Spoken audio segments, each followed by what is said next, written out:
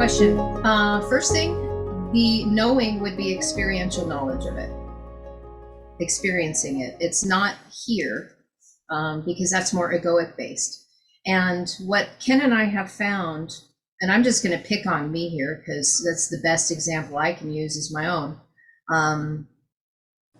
When I don't really know something, and I mean yada, like intimate knowing, if I don't really know something and it's a concept that I'm still reaching for, I will not speak clearly. I will stammer on my words. They will come across as being jumbled. I'll trip on them. When I know something through experience, I can speak more eloquently through it because it's mine. It's that intimate knowing, maybe what you call owning it, but I can actually speak from a place of that intimate knowing. So I'm not reaching for words to try to convey an idea. I'm just expressing it as is. And I see this very much as like opening up the throat chakra and being able to have the authority to speak it because I know it, because I walk through it. It is me. It's not something outside of me. It is me. Whereas a concept of something new, if it's outside of myself because it wasn't birthed anew in me, meaning that it didn't change me. It's just a concept that I'm still kind of wrestling with. It's very, very, very easy for me as a telltale sign to see where I'm at and what I'm speaking, if I authentically believe it or not. Because for me, belief system as connecting it to Amen means, or Aman, has to mean that I'm one with it. It's the doing aspect of the language. So for example, let's say I'm looking at a verse and I'm digging into a word. And I'm really looking at all the pieces. I'm looking at the movements, the root, the definitions, how the letters are changing, the inside, the outside, the words within the words. And I'm looking just right there. And I let the spirit reveal these things to me until I get what I call my champagne moment, because it's like that light bulb goes on, and that spark, if I were to connect it to a yod, that spark of that creative energy just electrifies me. And I go, oh my gosh, I just got goosebumps just saying that. As soon as that element takes a hold of me, I automatically know something is coming in my field in order for me to walk it out. Meaning, I just created a strong emotion through the pineal gland and the heart, the mind of Christ and the heart of Magdalene. I just created an experience for me because I had a champagne moment. That means something is going to be drawn into my field in a short amount of time for me to literally walk it through, because that will give me the experience I need to make that a part of me as yada. That yada, yod, then dalet, ayin. If the ayin is connected to the gayin, and ayin has a lot to do with the dark, the twisted, the shadowed, the hidden, the evil eye or whatnot, what's happening is I'm being delivered of that through my experiential knowledge of something I just gained through the strong emotion of what the language was revealing to me. And then I had the opportunity to walk it out. If there is no doing, there will be no change. Every Hallel moment is revealing a Lila shadow. So every expression, every new revelation, I already expect that something of my shadow is going to be revealed in an experience in my outer world, so I can see it, grab a hold of it, feel my way through it, and then release it. That's where your emotion, but that's where the transformation takes place. And so here, for me, when I stopped resisting it, oh, I'm getting goosebumps. When I stopped resisting it and I allowed these moments to take place is when all of my healing occurred. Because what I did is I stopped judging my emotions. We have been so indoctrinated to judge them as good or bad.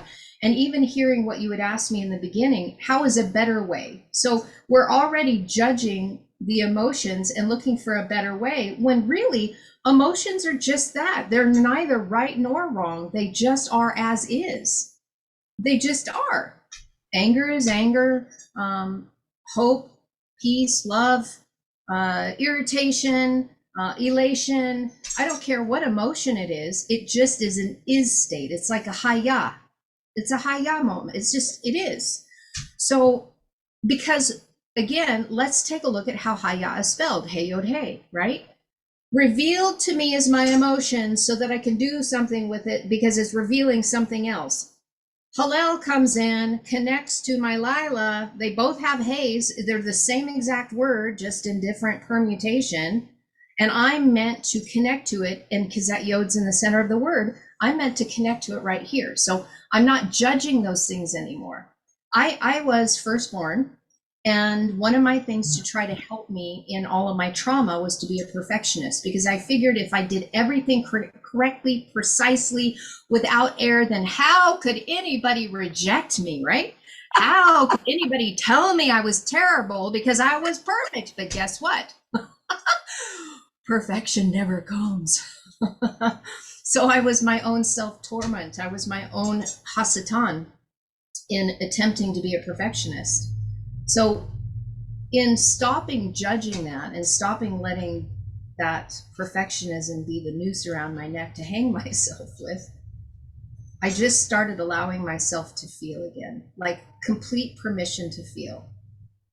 And that's why I don't hide when I have my champagne moments, and why I get excited, because I know that every single one of those moments means there's something else that is truly not me, my shadow, that I get to turn so that I can be my absolute self without any shadow, which means no doubt, no chaos, no confusion, no bitterness, no anger, no separation, no judgment. I mean, you talk about getting to live on an extended holiday where every day is joy, then there's nothing that's keeping me down and anchoring me to actually doing that ascension process, that aliyah of going up, because I don't have something so suppressive and, like I said, a boat anchor.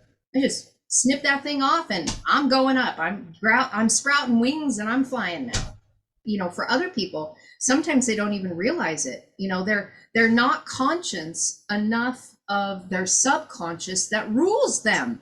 It's all nature action. So A leads to B. It's like cause and effect. And we're trying to change that to causing the effect instead of a cause and effect. So the first thing I do is, if I get moved anyway, now, because triggers can be on either side of the pole, can they not? Because I moved out of that quiet place of peace, which is neither on one side or the other, because you can have a distortion either way outside of your peace, where just peace is at rest. So if I'm in a contemplative state where I've shut everything down and I'm just focusing on my breath, that's, to me, is peace. That's shalom. I just distorted that, and that, I just got a champagne moment. Or if I get anger or scared and fear is coming in, I just distorted that. So both poles are in play. I have to recognize in that moment, when I'm out of that Zen-like state, what's going on here. So what trigger is being presented? If I can realize what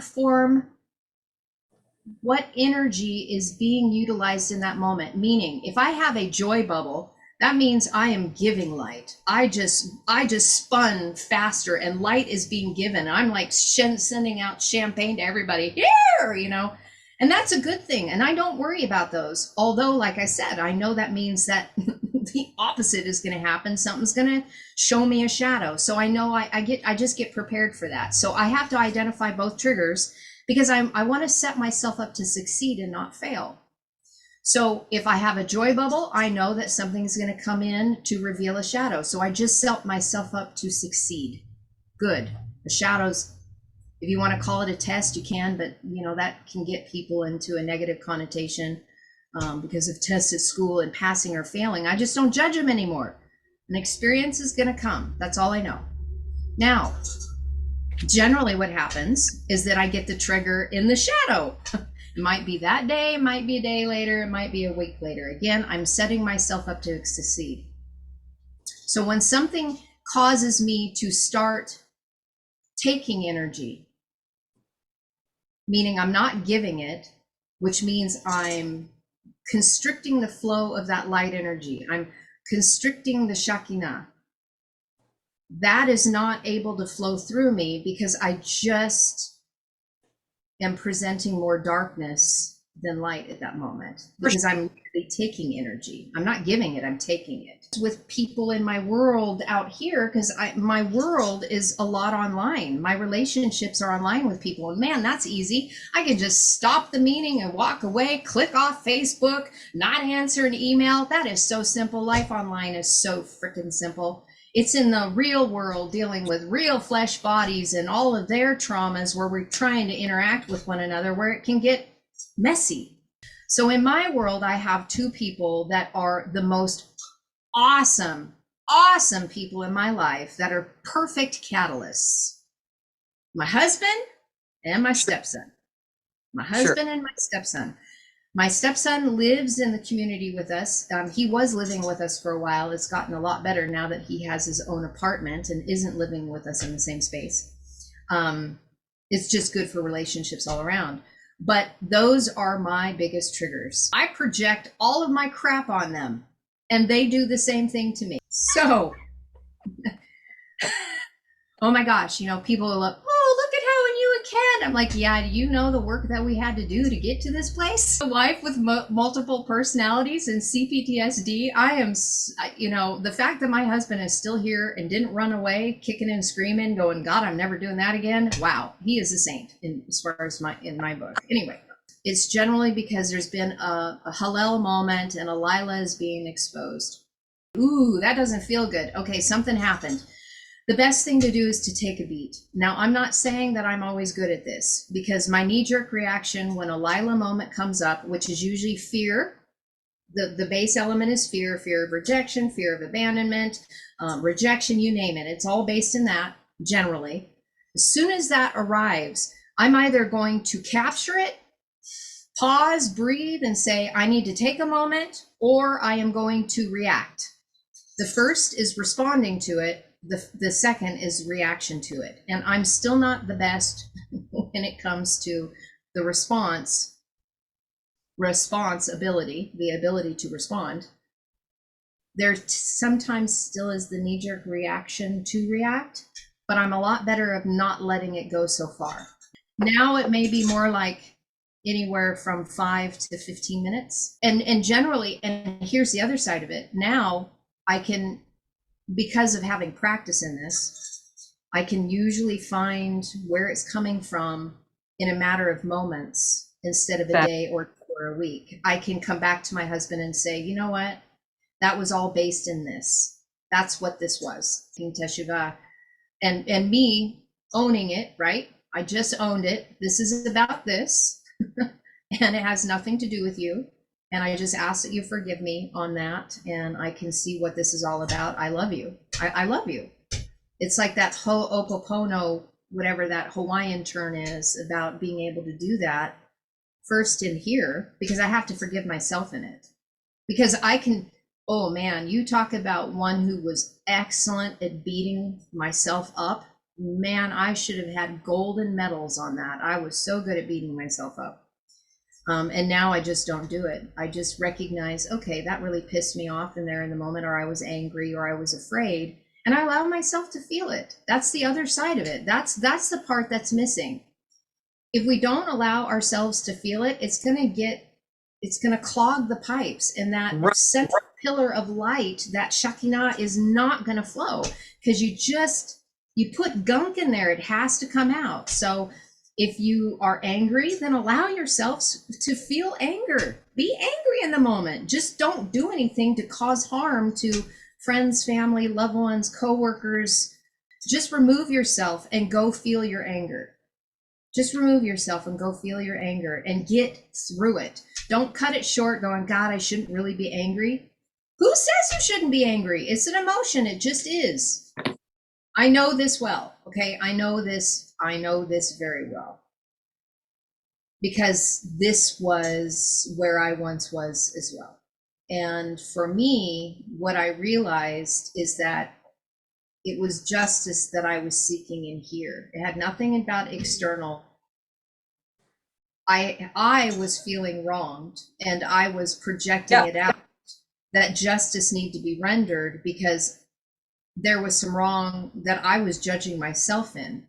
Meaning, if there's things that we are judging about ourselves and we have strong justice needs, this needs to be fixed and off with their heads, like the Queen of Hearts, off with their heads. Because I understand that. It was because it was trying to point something within me that I was not wanting to acknowledge within myself. And this is a really hard thing when we sit with these things and we see what our mirror is projecting back at us, because a lot of this stuff we frankly don't want to see. We just don't want to see it. First of all, what I would ask is, what is the emotion? I think we might have already addressed it. But my question was, what is it you feel? What is the feeling that you feel with the pushback? Is it, you're saying justice, but is anger, is the first emotion that comes up with the pushback? Anger, frustration? What is that knee-jerk reaction when you get a pushback? Like, what is the first thing other than shock? Because obviously shock is going to be the first, like, what? What is the secondary emotion that you feel after the shock? So then after that shock, knee-jerk reaction, when you walk away, what are you sitting with in the emotion after you verbalize what you verbalize? The phone is hung up and you walk away. What are you left with?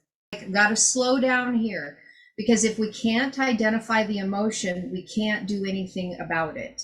And that is driving all of that. Is it rejection? Let's drill down deeper. What's under rejection? What is the base emotion? If you drill all the way down, because I see every emotion is in one or two camps. To say that, the opposite of love is fear. Fear wears many different masks. Fear is a base element that we enter into the first time we feel separation from our mother at birth. Fear is what happens when we separated from the one infinite creator. So all of our relationships and all of these catalysts that are presenting themselves are meant for you and I to address fear. What I had to go through to integrate. Spirit-led. Here's the thing. I had to be willing to take my egoic mask off and take a look at all of my Lilith entities and be real with them, the good, the bad, and the ugly.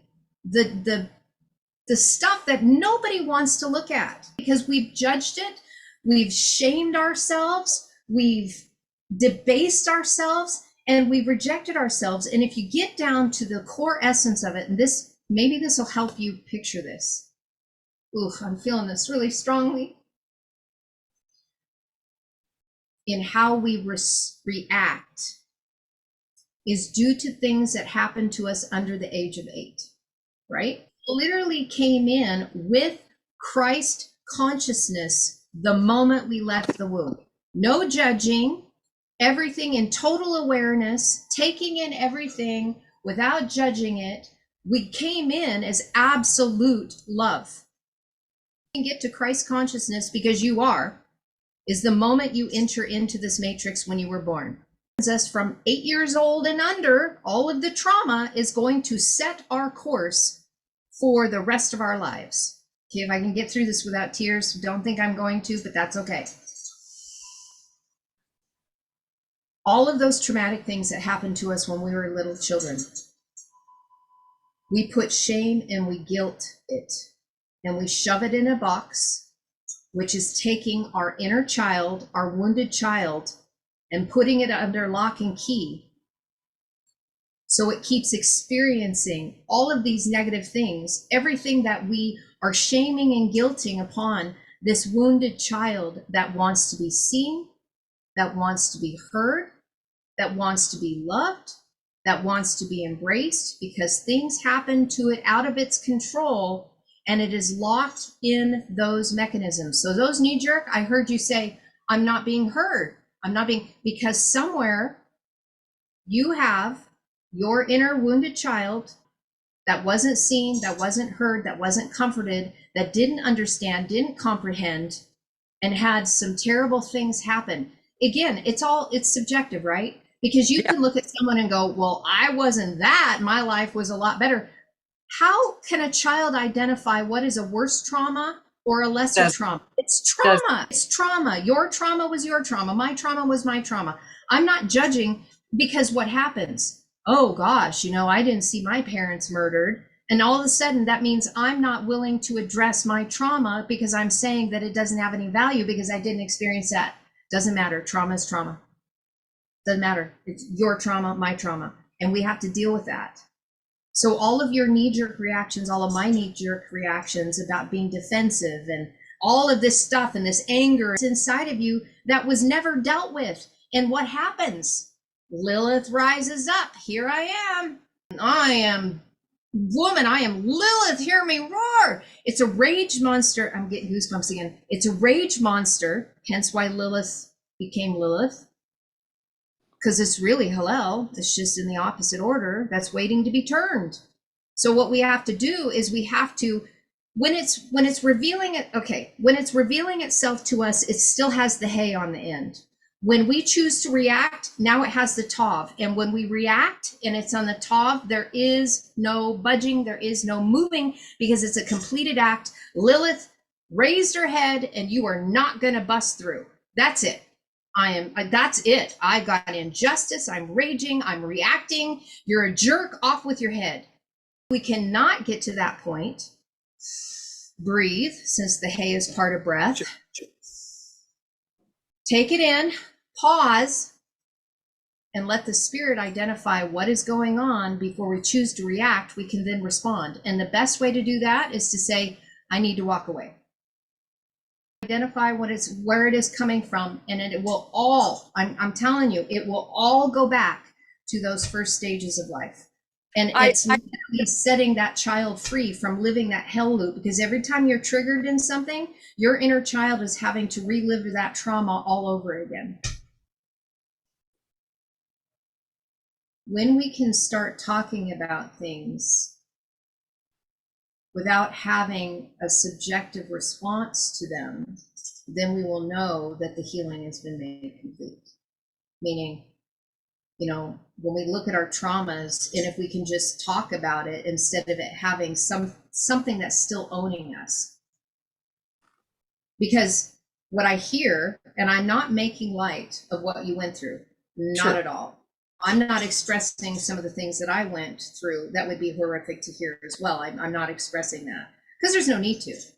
So I'm not belittling or saying it's less than. What I'm saying is that when we still attach ourselves to something that we went through as an experience, and there's an emotional charge to it, it lets us know that there's still work that needs to be done. We will know that our healing is made complete when we can talk about it out of our shalom. Because if the knee jerk is a distortion into fear, anger, bitterness, pissed offville, then we know that there's still work that needs to be done. And so right now, what I'm hearing you say is that we've got all of this stuff that you transmuted from the inner child. You're now still trying to deal with things that happened in an adult position where you still felt that you had no power, because this is getting to the root of it. All of the trauma that we've experienced, and it doesn't matter what age, we feel that we were powerless when it happened, that we were scared out of our gourd, fear. Yeah. Now, when we can transmute all of those, then we will realize that trust can be established, because we're not needing things to come into our sphere of influence to be a catalyst for us to transmute a shadow. Meaning, I am no longer attracting anything in my field that is trying to get my attention as a catalyst, so I have to face something and see it, Hallel, Lila. So then, once I do heal it, I will never have to have that experience again.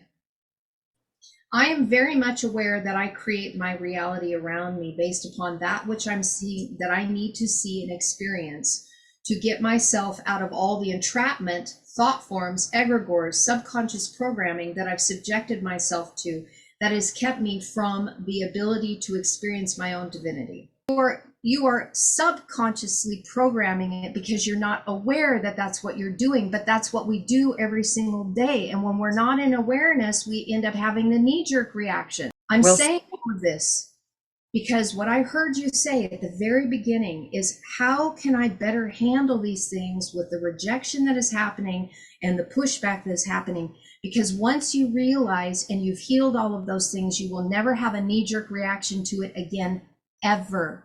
It won't stir you. It won't move you. You won't feel rejected. You won't, that there will no longer be they. You won't be separating from yourselves and saying, you know, them, the Palestinians. Well, we're all part of the Aleph that came in as a bet. We have different expressions, different ways of worship. We have diversity, and all of that diversity is showing a different aspect of the Creator. So once you unify all of that, once you have peace in here, you will no longer be creating war on the outside or terrorist attacks to catch you off guard, because you will become a conscious creator that is creating as an atmosphere around you. This is what Christ consciousness is about. The Christ consciousness in Magdalene heart is the coherence of the heart, brain, and the mind brain coming together to create our atmosphere. If you still have war and chaos on the inside, you are going to create war and chaos on the outside. Once all of this stuff got healed and I looked at all of the ugly projection, let it be known, I had more than one narcissist in my life. I had two father figures that were narcissists. I married a narcissist. Best friends that were narcissists. I had a caregiver that was a narcissist. Do you think there was something that was being projected from me that was bringing all of these narcissists in my life? Or was I unlucky? Because I'll tell you right now, it had nothing to do with luck. That's a victim mentality. It had everything to do that I was creating an environment around me so that I could learn to stand up for myself. How could I ever become a sovereign being as a malakha if I was allowing people to run over me and railroad me and be a victim? I needed to rescue. I had to have a savior mentality. Oh, look, they need my help, because I didn't even value myself. And so I went a running because somebody said that I was amazing, blah, blah, blah, love bombing me. Oh, let me help. And I didn't even know how to set boundaries. And they just about freaking killed me. Guess what? I cannot have a single narcissist in my life today, because I had to learn from all that was coming in my sphere, because God as a creator outside of me is waiting to partner with my intentions. So what am I producing? What strong emotions am I putting out? Because whatever strong emotion I'm putting out, I'm going to get more of it. It's like this creator field is going, I'll give you what you want. You're telling me through those strong emotions what you're wanting. So I'm going to create this for you to experience it, because there's something that you're wanting to experience, because that veil is so thick between our consciousness, the conscious and the subconscious, that we're trying to get rid of it so that that program doesn't exist anymore. We have to draw in the things to reveal the subconscious to us so that we can sweep it out, so we can get rid of it. Then that way I am consciously creating every moment that I get to experience while I'm here in this gift called life. It becomes a thing of beauty. It becomes a thing of wonder and awe and marvel. And I get to draw the people into my sphere that are the mirror of me. If people are drawing shitty people in their lives, because there's things that you think about yourself subconsciously that you're not allowing yourself to think or feel, that are trying to, as the mirror, showing them to you so that you can face the things that you don't want to, because you're judging yourself harshly, and you're getting to draw all of that in so you can see it. I had a lot of narcissistic tendencies within me. Why do you think I was attracting all those narcissists? I could say it was because I was a victim, but I had a lot of those tendencies. How can you know what they are unless they're presented to you? Because we can't see ourselves. The ego doesn't allow that. So we have to enter into the game, and we allow others to play those roles for us so we can see ourselves more accurately. And it's a gift. Every single contact of every single person that we come in contact with is a gift to us. Now, whether you can see it or not is going to depend on how much healing you've had. Them as a curse. But those who were the greatest curses that we judged were actually the greatest blessing ever given to us. If we can utilize it to heal and allow Lilith to be set free so that she can be transmuted into Hallel. Then, in our turning, there is no longer any shadow. That's what I did. That's why I sit here today. My life is absolutely beautiful. I have some fine tuning, some rubbing that still happens, but I'm not living in that chaotic sea that the waves are tumultuous and tossing me to and fro with storms and wind and rage. I'm not going through any of that anymore. I have, some wind chop that comes up every now and then, but I can handle that. Wind chop is easy. It's like, oh, it's not the best day out there, but it's not the worst either. Change is hard for the ego to adapt to. The beauty in that is that eventually we are all going to be in that place of having the mind of Christ and the heart of Magdalene. All of us. Until we get there, we're going to see the times that we aren't, which allows us to realize there's more work to be done.